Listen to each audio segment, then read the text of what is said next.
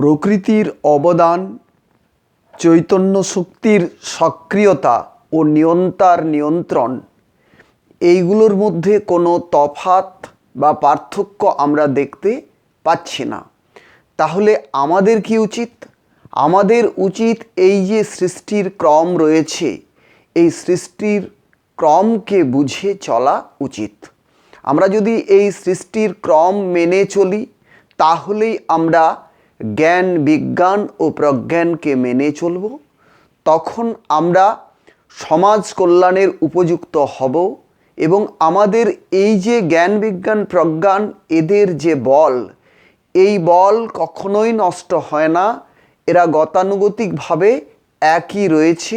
এটাই সৃষ্টির ধারা। এই ধারাকে আমাদের ভালোভাবে বুঝতে হবে। আমরা যদি এই ধারাকে একবার ভালো করে বুঝে নিতে পারি, তাহলে আমরা সহজভাবে, সরলভাবে জীবনযাপন করতে পারবো এবং আমাদের যে চৈতন্য শক্তির যে সক্রিয়তা, আমাদের যে ক্রিয়া, এই ক্রিয়া সঠিক হবে। কেন? আমরা প্রকৃতির যে অবদান রয়েছে সেটা বুঝে আমরা বস্তুকে ভোগ করব। ঠিক একইভাবে আমরা নিয়ন্ত্রণের বাইরে যাওয়ার চেষ্টা করব না। কেন? আমরা নিয়ন্ত্রণের বাইরে যেতে পারি না, কারণ এই জগতের রচয়িতা নিয়ন্তা, জগতের স্রষ্টা নিয়ন্তা। তাহলে তার নিয়ন্ত্রণেই এই জগৎ পরিচালিত। সেখানে আমরা কি তার নিয়ন্ত্রণ মেনেই কাজ করব? আমরা যদি তার নিয়ন্ত্রণ প্রতি মুহূর্তে মেনে চলি, তখনই আমরা সংযত জীবনযাপন করতে পারবো।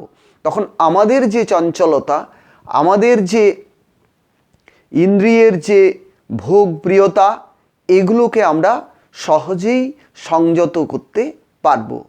তাহলে প্রকৃতির যে ভোগ্যবস্তু, সেখানে কোনো অভাব নেই। আমাদের নিজেদের যে চৈতন্য শক্তি বা চিৎশক্তি রয়েছে, তার সক্রিয়তারও অভাব নেই এবং নিয়ন্ত্রণেরও অভাব নেই। তাহলে অভাব তৈরি হয়েছে কোথায়? অভাব তৈরি হচ্ছে জ্ঞানের, বিজ্ঞানের এবং প্রজ্ঞানের। এই যে তিন প্রকার বোধ রয়েছে, এই বোধের অভাবেই প্রকৃতির এই এত ঐশ্বর্য থাকা সত্ত্বেও, এত ভোগ্য বস্তু থাকা সত্ত্বেও মানুষ ভোগ করতে পারছে না। এর কারণ হচ্ছে তার জ্ঞানের অভাব। ঠিক একইভাবে চিৎশক্তি সম্পর্কে ধারণা নেই বলে সে আত্মীয়দেরকে চিনতে পারছে না। কার সঙ্গে কি সম্পর্ক রয়েছে সেটা সে বুঝে উঠতে পারছে না।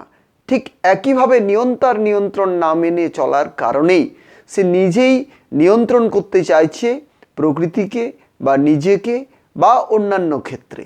কিন্তু একের নিয়ন্ত্রণে সবাই নিয়ন্ত্রিত, এই বোধ যখন আসবে, তখন একাত্মবোধ তৈরি হয়। সেই একাত্মবোধ থেকেই প্রতিটি জীব, প্রতিটি প্রাণী যে তার আত্মীয়, সেই একাত্মবোধ আসে ওই বিশেষ জ্ঞানের দ্বারা। আবার ভোগ্যবস্তুকে যখন মানুষ সঠিকভাবে ব্যবহার করতে শিখে যাবে, সংযতভাবে ব্যবহার করবে, তখন তার শরীর ব্যাধিমুক্ত হবে। এইভাবেই এই যে ধারা রয়েছে, এই ত্রিধারা মানুষ ভালো করে বুঝবে, বোঝার পর এগুলোকে ব্যবহার করবে। তবেই মানুষ সমাজ কল্যাণ করতে পারবে, বিশ্ব কল্যাণ করতে পারবে এবং সমস্ত কল্যাণের উপযুক্ত শক্তি কোথায় রয়েছে, কিভাবে রয়েছে, সেই উৎসকেও সে বুঝতে পারবে যে সমাজ কল্যাণের উৎস হলো জ্ঞান, বিশ্ব কল্যাণের উৎস হলো জ্ঞান, সমস্ত কিছুর উৎস হচ্ছে এই জ্ঞান, বিজ্ঞান এবং প্রজ্ঞান। এগুলো ছাড়া কিছুতেই সমাজ কল্যাণ, বিশ্ব কল্যাণ, আত্মকল্যাণ, পরিবার কল্যাণ, কোনো কল্যাণই সম্ভব নয়।